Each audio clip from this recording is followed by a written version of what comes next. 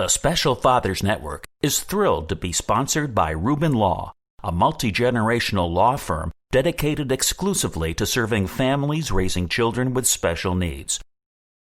I think probably the number one thing I would say is be kind to yourself and be kind to those around you. Be kind to your spouse and to your child. Understand and have grace for the fact that you are all going through something incredibly difficult. And you're all going to deal with it in different ways. That's Casey Parks, a deputy prosecuting attorney and father of 2 children, one of whom, Ford, was diagnosed with CTNNB1 Syndrome, a rare genetic deviation. We'll hear the Park family story and all about Casey's wife, Effie, who has a successful podcast, Once Upon a Gene. That's all on this Special Fathers Network Dad to Dad podcast. Here's our host, David Hirsch.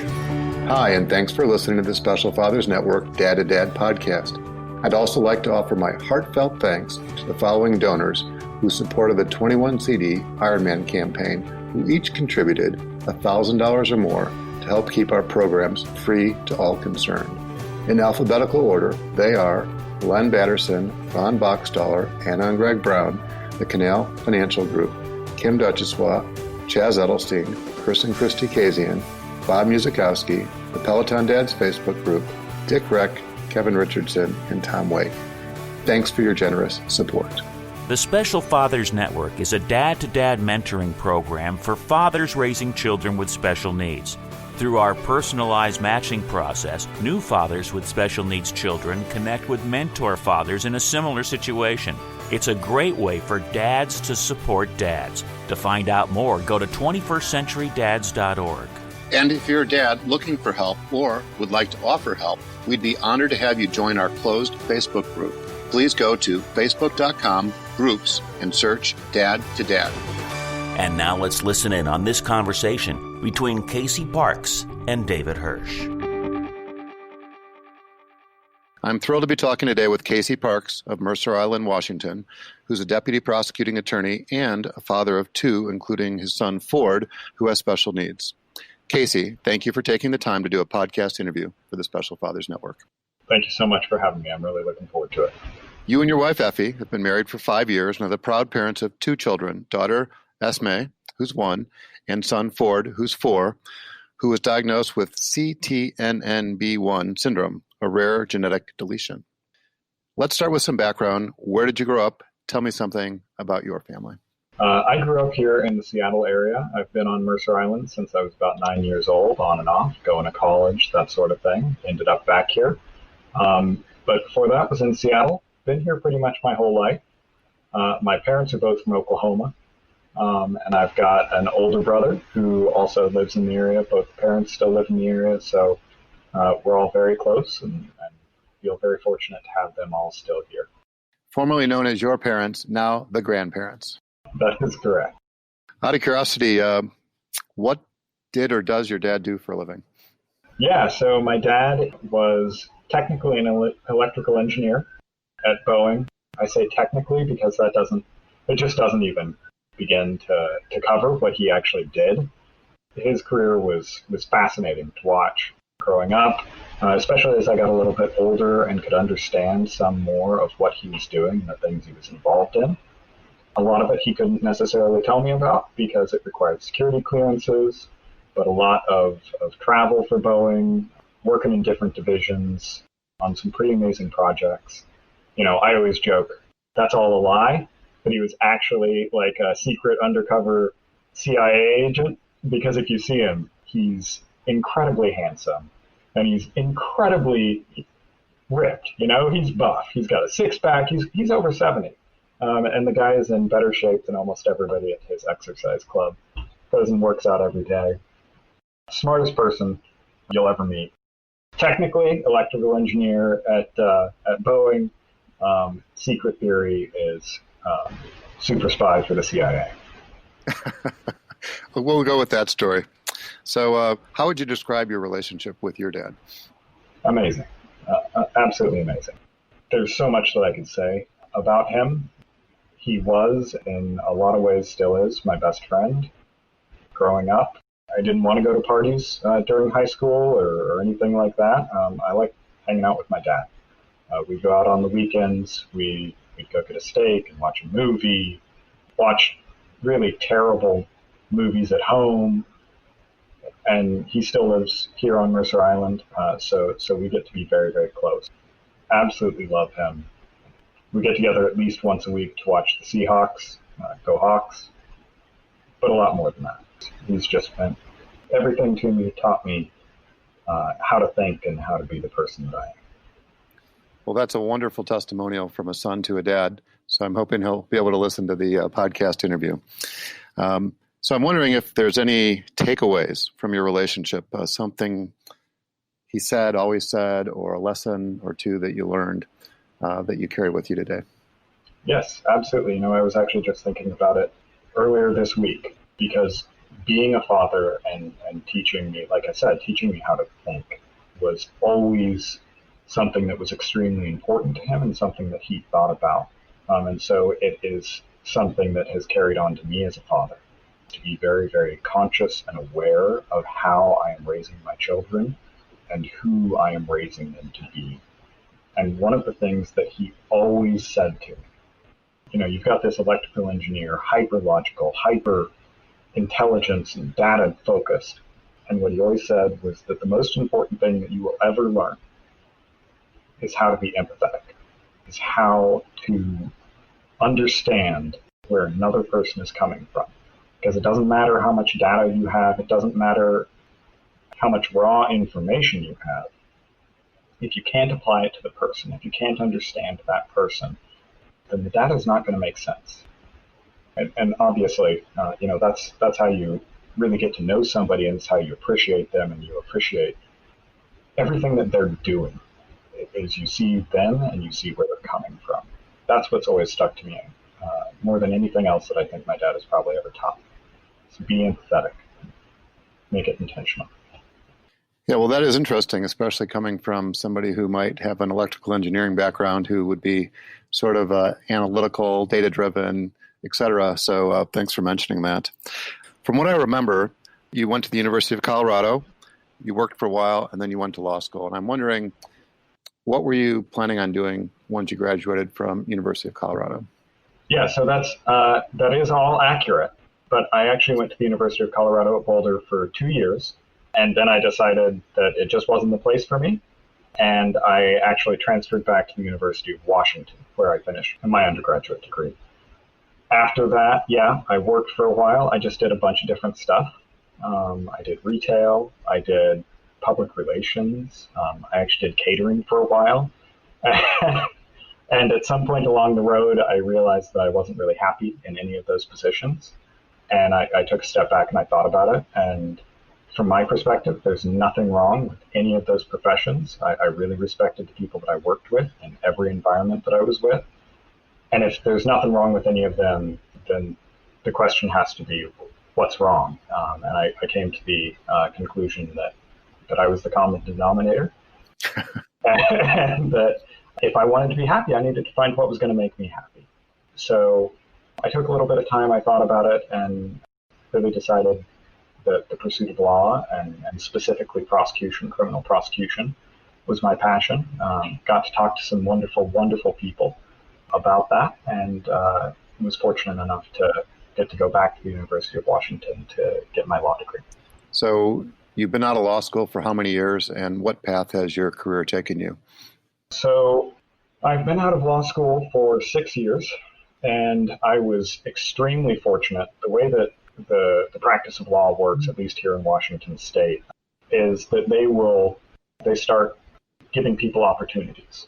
After your what's called your 1L year, it's your first year of law school. After that year, they give you the opportunity to do what's called an externship, which is basically an unpaid internship. You get to get your hands on cases. You get to kind of see what the practice of law is really like in a criminal prosecution setting, because it is not for everybody. It's just not. Fortunate enough to come back the next year and do an internship, and I've been there ever since. And now I'm back into the DUIs. I'm supervising our younger attorneys and teaching them how to do it and how we what's important in the office to us. So, and how to really be a trial attorney. Well, thanks for the quick flyby, and I'm happy to report that I've had very little experience with people like you, which probably has to do with the fact that, knock on wood, I've had very few interactions with the law. So you've been married for 5 years, and I'm sort of curious to know how you and Effie met. Yeah, online. Online is how we do it nowadays. We met on OkCupid, and it was, I feel, awfully gosh darn fortunate now, looking back on it, because I called her probably 2 or 3 times and canceled our first date because I was so slammed at work. I was working until 9 or 10 o'clock at night, and I said, I'm sorry, I can't do it. I have trial. And she had the incredible grace to wait for me, and thank goodness she did. Okay, well, I love that story, and a lot of people are meeting online more so now than ever, right? Just because of how everything works vis-a-vis the internet. And did I pick up on something somewhere where she's one of 13 siblings? Yes, sir, you did. Holy moly. Yep. It's about the size of my extended family, is just family getting together for her. Where is she in the birth order, out of curiosity? She is one of what they call the 4 little girls. So she's the 4th from the end. Okay. So she has 3 younger sisters. One of 4 little girls. Okay.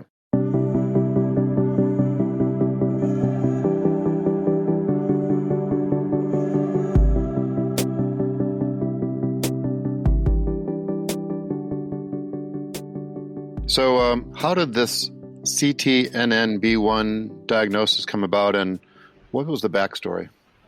Yeah. When Ford was about 4 months old, he wasn't putting on weight.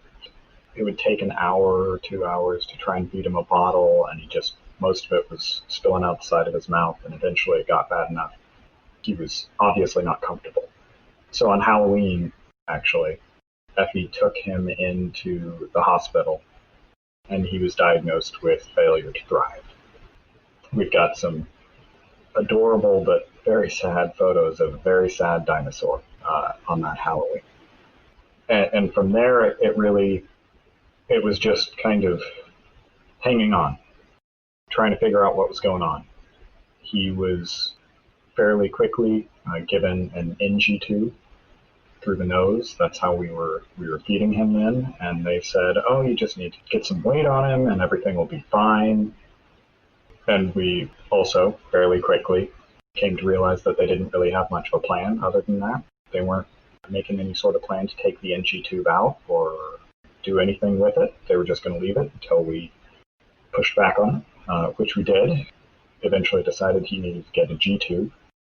That's still how Ford eats to this day. He just can't accept food through the mouth. A lot of gagging, can't really swallow. So, we just kept moving. He was missing most milestones, never sitting up, still can't sit up. No real crawling, no walking, nothing like that, no talking. And so at 16 months, he got a genetic test and he was diagnosed with CTNNB1 Syndrome, which was incredibly rare. But at the time, we were told there were about 30 other children in the world that had been diagnosed with this specific condition. And now we're up to about 150, 200 kids. It's kind of gotten onto the map a little bit more, and people are starting to look for it a little bit more. But obviously, we're talking about a couple hundred kids in the world, maybe, that we know of. So what is CTNNB1 then? What is it that it does or doesn't do?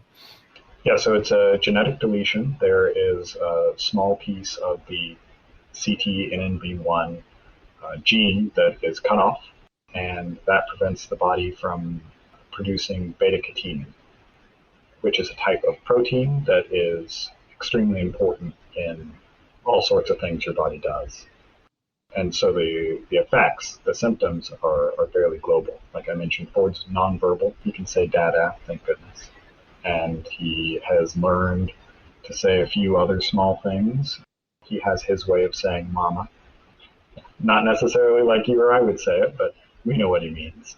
And when he wants to talk about his sister, he just gets out the S sound. It's just and we know he's talking about his sister, and he loves his sister so much. And that's really it for physical speech. He does have a number of different signs that he does, sign language. Can say a variety of different things, but also still can't sit, can't walk. He's getting pretty darn good in his wheelchair, which is fun to watch. Give that kid some freedom, movement, and mobility. But boy, there are a bunch of different things. He has difficulty with fine motor control, and I could go on. Well, good news, bad news. Getting the diagnosis and knowing what it is, is a big step in the right direction. Mm-hmm. But the reality is that he still has all these challenges. And I'm wondering if you can think back a number of years now, because you mentioned he was diagnosed at 16 months and he's over 4. What was it that was going through your mind? Oof. What was it that you and Effie were talking about? That was incredibly different and difficult, and Effie and I handled it in very different ways. The way that I kind of processed it was I heard, you don't know really what this syndrome is, and you know that it is a spectrum. The children that are affected by CTNNB1, it's a very wide spectrum. Some of them walk, some of them talk. So they didn't really know whether or not he would be able to do those things. And I kind of just looked at it like, okay, we're just going to work and we'll get him to that point, and he will be able to. And I think F was maybe hit a little bit more just by the shell shock of maybe not the smoothest delivery ever by our genetics team. Your son's never going to walk, he's never going to talk, he's never going to do any of these things. And so I kind of kept my view as a little bit of an open book and said, we just don't know. And she really hunkered down and she started figuring out how to address a lot of the problems that we did have, and got her started down the path that she's on now, with her podcast and really being an advocate. And she's amazing. So really, really thankful for her and her dedication to our son and to this community. Yeah, well, thanks for sharing. It seems like a very dark period when you go back and think about it. And I hate to hear these stories at some level that it's all about what your child's not going to be able to do. Walk, talk, etc. Right. As opposed to, being more, I don't know if it's objective, and just saying odds are, right? And don't snuff out that opportunity or reason for hope. Mm-hmm. You don't want to be in denial about what the diagnosis is or the reality of it. But doctors don't know. Nobody knows. Only God knows, what, someone's destiny is. And all too often we find that, there's reason to be concerned. But, when you look back 5 or 10 years and think, well, God, he was never supposed to walk or talk or do anything, and now look what he's doing. So I'm hoping that if nothing else, your expectations have been beat down so that anything that'll transpire is only, a lot better than perhaps was first suggested. So thanks for sharing. Yeah, I would say my expectations are just to see what Ford does. I don't really have any. There's actually a little story that Effie heard somewhere that I thought is the best representation of how we like to go about this journey. But it's just this idea that your entire life you've been planning a trip. You've wanted to go to Ireland, and you've been looking forward to it. You've been planning it, knowing where you're going to go, knowing what you're going to experience. And you get off the plane and you're in Finland. And this is not the experience that you were planning on having. And if you focus on the things that you don't have, the things that you're not experiencing that you were expecting to, you're going to be miserable. And if instead you stop and you look around at where you are and you appreciate the absolute stunning beauty of the place where you are in life and appreciate the new things that you're getting to experience that you never would have otherwise. That's how you find happiness in this situation. And that's where Effie and I have ended up. Yeah, well, thanks for mentioning that. It's actually it's a poem, and the poem's title is "Welcome to Holland." Oh, Holland, Finland. And from literally 1987, it's come up in conversations before, so I know a little bit about it, by Emily Pearl Kingsley. I think the gist of it was, right, you're planning, I think in the poem it was a trip to Italy, and you get off the plane and they say, "Welcome to Holland." And you're like, well, wait a second, I bought tickets to go to Italy. I didn't want to go to Holland. And you sort of, and it's a metaphor for, having a child, or in some cases children, with differences. Hey, I didn't sign up for this. I didn't ask for this, but this is your reality. Yep. I think in, just basic terms, you have to make that adjustment. Totally. And the quicker you can do that and accept the sort of facts as they are and make the most of the situation, it's like, hey, this is a pretty cool place too. I wouldn't have thought about that, right? And there's, different ways to look at things and different celebrations that you have. And I think that the way I've heard it expressed, Casey, is that you're able to look at and celebrate some of the smaller things, right? Some of the things we just take for granted. And I think that sort of ties into what I heard you saying about your dad, which is your ability to empathize becomes much greater because it gives you a better appreciation for, what so many other families are experiencing that you would not have even given a second thought to. Absolutely. Were there some important decisions you made either early on or more recently that have really made a big difference? Sure. There have been a ton of decisions along the way. Just recently, probably the most recent one is Ford just went down to a very intensive physical therapy program. It's called NAPA. Not like Napa Valley, although it is in California. I feel like they should give you a glass of wine when they get there just to make you feel better.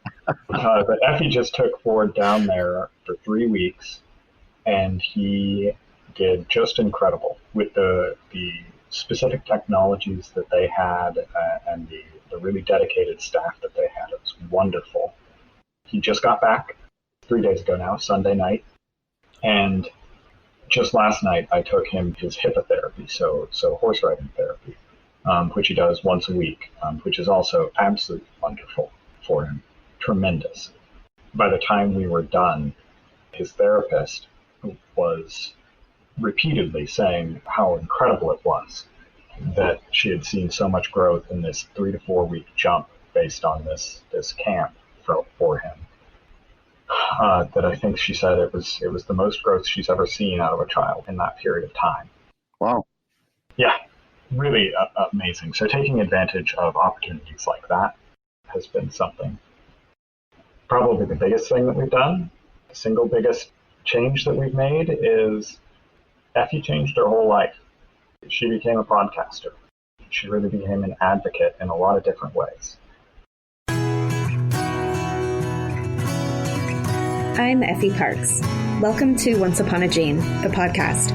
This is a place I created for us to connect and share the stories of our not-so-typical lives. Raising kids who are born with rare genetic syndromes and other types of disabilities can feel pretty isolating. What I know for sure is that when we can hear the triumphs and challenges from others who get it, we can find a lot more laughter, a lot more hope, and feel a lot less alone. I believe there are some magical healing powers that can happen for all of us through sharing our stories, and I'll take all the help I can get.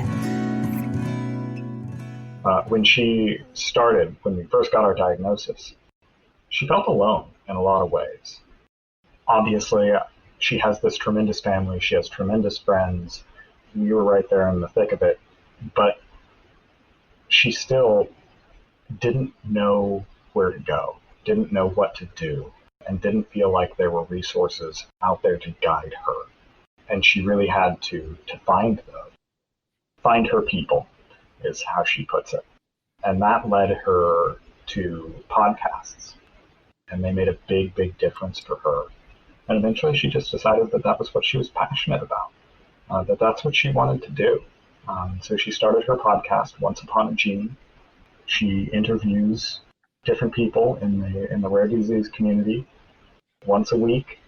That started actually last Halloween's on the anniversary of the day we took Ford in for the first time. since then, she's done over 50 interviews. She's got over 10,000 downloads. She's coming up on getting 1,000 followers. It's been an incredible journey to watch her do these things and to change her life in these ways. Yeah, well, I love this story. So let's switch gears and talk about beyond your own personal experience and use the podcast as the stepping off point. It was born out of this sense of loneliness and trying to find connections with other people that can identify with what it is that your family was experiencing. And what's really remarkable when you just take a step back is that you're this young family, you've got 2 young children, and for most people that would be a full challenge. And then when you add Ford's different abilities, and for most people, their plate's full. And somehow, some way, Effie's found the time not only to educate herself, but then step on the other side of the microphone, if you will, and to create a podcast and, connect with other people and tell these inspiring stories. And I've listened to at least a dozen of the podcasts. They're amazing. And I know that she's started something a little bit different more recently. She's got the podcast or these interviews with individuals in all different, parts of the rare disease community. And she started doing something a little bit different. So what's the backstory there? Yeah, so one of the things that she heard a lot was people wanted to know more about her and hear more about Ford. So what she did was she started releasing every other Tuesday a little snippet, maybe five minutes long or so, where she'll just talk about what's going on in Ford's life. And given that these are more fun, light little episodes, she took the obvious step, I think, and decided to name them her episodes. Hi, everyone. Thanks for tuning in today. You're listening to another episode. These are short little bits and happenings and what's going on in the Parks household of raising our own little rare dude. It's a way for you to get to know me a little better. There is a new movie from Disney called Soul that is out, and there has been a buzz in the rare disease community surrounding its release because there's a part in it that talks about rare disease in some way. And anytime that disability or rare disease is brought up, we're always really excited. These are episodes, not episodes. Yes, sir. Yes, sir. Very creative. I love it. So beyond the podcast, I know that there's a Facebook page, and I thought it was a really creative name, Built Ford Tough, which if you asked 10 people on the street, what does that mean? They would say that that's the Ford Motor Company. So I know that's where the idea came from, and I'm wondering how that started and what's involved with the Facebook page as well. Oh, the Facebook page really came out even before the podcasts did. And it was a way that Effie controlled having to answer the same questions over and over and over about Ford, especially early in your journey. That's just tough. Like, people are asking, is Ford walking yet? Is he talking yet? What's he doing? And just having to answer that over and over and over again, especially she was a hairstylist at the time, had her own salon. She's since moved on from that to pursue her podcast. But having to answer that so much was difficult. So instead of having to do that, what she did was she made a Facebook page for it called Built Ford Tough. I'm actually drinking out of a mug right now that says the same thing. And she posts the updates there so that everybody that cares about Ford, that wants to be involved in his journey and follow it and track it, can just be a part of that community and see all of his progress through that. I love it. So for all those people listening to this podcast who either own a Ford or work for Ford, it's just a matter of time, I'm predicting, before Ford will be one of the sponsors of the podcast or somehow get behind the effort that you're putting out there. So thanks for sharing. And there was a reference in a prior conversation about the Kindering Center, and I'm wondering what that is and what role has that played in your life specifically. Oh, the Kindering Center is a blessing. It's absolutely just a blessing. They are a wonderful program that I should honestly know more about. I know that they are out here in Seattle. I don't know if they are national. They focus on daycare and preschool for children with disability of some sort or another. That was really the first program that we were able to get Ford into on a regular basis where he was going in. weekly, and he would get to see other children that had other disabilities that they were dealing with, and some wonderful people, just incredible people that we met through there, his teachers and other people that were bringing their children in. Really built that community and helped our little boy along the way, and they just cared so much about Ford. So they're an organization that we're still very much supportive of and try to be involved with. That's fabulous. I've known of the Kindering Center for literally 2 decades. James May, I think, who was the founding executive director, I'm not sure exactly what his title was, and I crossed paths literally decades ago. And they do some amazing work. Their reputation, exceeds their footprint there locally there in Washington. So I'm just thrilled to give them a shout out as it relates to your own experience as well. So I'm thinking about advice, and I'm wondering what important takeaways come to mind. If there's any advice that you might share with a family with an even younger child than your own. Sure, absolutely.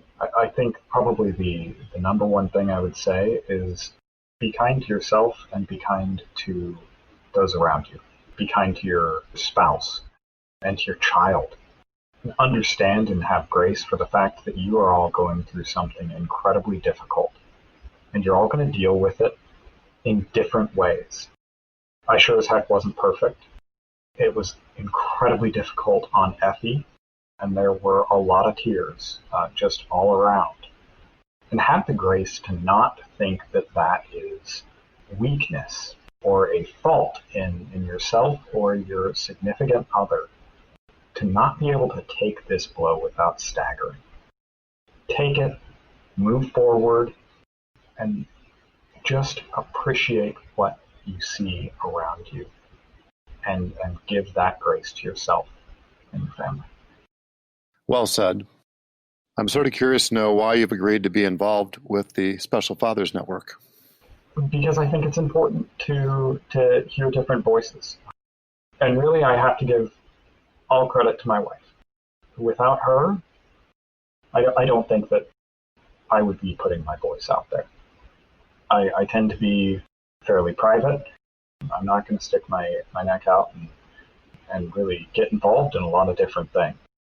But seeing the way that she has gone out and the impact that she has had on other people's lives, and listening to her speak on the importance of this community and building this community, it's made me more comfortable.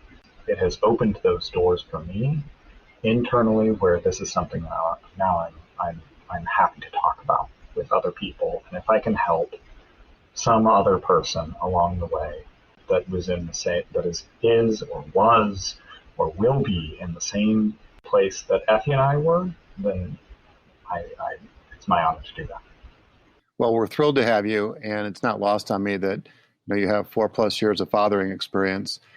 You might actually be one of the beneficiaries of what it is that we've created with the Special Fathers Network, with these hundreds and hundreds of dads who have lots of different experiences, and maybe not one with the exact diagnosis that Ford has, but similar enough diagnoses and experiences where I'm hoping that you can pick up some valuable insights that help you, help your family, put the journey in perspective and make the most of the situation. Yes, absolutely. So let's give a special shout out to your amazing wife, Effie, for helping connect us. Yep. God bless Effie. She is wonderful. Is there anything else you'd like to say before we wrap up? No, thank you so much for having me on the show. For those who haven't gotten a chance to listen to Effie's podcast, Once Upon a Gene, I hope they do. My favorite part of every episode is at the very end, where Effie has Ford's laugh recorded. It is the most magical sound that I have ever heard.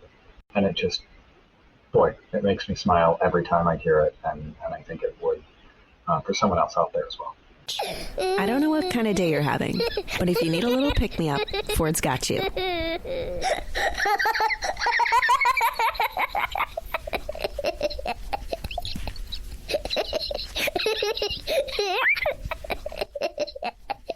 Yeah, well, it is amazing. It's like an effervescent, right? It just really helps underscore what's important, right? And that we're raising happy kids.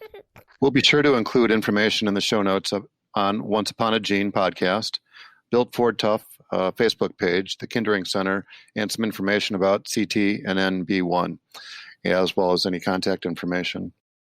Casey, thank you for taking the time and many insights. As a reminder, Casey is just one of the dads who's part of the Special Fathers Network, a mentoring program for fathers raising a child with special needs. If you'd like to be a mentor father or are seeking advice from a mentor father with a similar situation to your own, please go to 21stcenturydads.org. Thank you for listening to the latest episode of the Special Fathers Network Dad to Dad podcast. I hope you enjoyed the conversation as much as I did. As you probably know, the 21st Century Dads Foundation is a 501c3 not-for-profit organization, which means we need your help to keep our content free to all concerned. Please consider making a tax-deductible contribution. I would really appreciate your support. Casey, thanks again. Thank you. And thank you for listening to the Dad to Dad podcast, presented by the Special Fathers Network. The Special Fathers Network is a dad-to-dad mentoring program for fathers raising children with special needs. Through our personalized matching process, new fathers with special needs children connect with mentor fathers in a similar situation. It's a great way for fathers to support fathers. Go to 21stcenturydads.org. That's 21stcenturydads.org. And if you're a dad looking for help or would like to offer help, we would be honored to have you join our closed Facebook group. Please go to facebook.com/groups and search Dad to Dad. Also, please be sure to register for the Special Fathers Network bi-weekly Zoom calls held on the first and third Tuesdays of every month. Lastly, we're always looking to share interesting stories. If you'd like to share your story or know of a compelling story, please send an email to david@21stcenturydads.org. If you enjoyed this podcast, please be sure to subscribe on iTunes or wherever you listen. The Dad to Dad podcast was produced by Couch Audio for the Special Fathers Network. Thanks again to Reuben Law for supporting the Dad to Dad podcast. Call Reuben Law at 847-279-7999 and mention the Special Fathers Network for a free consultation. 847-279-7999.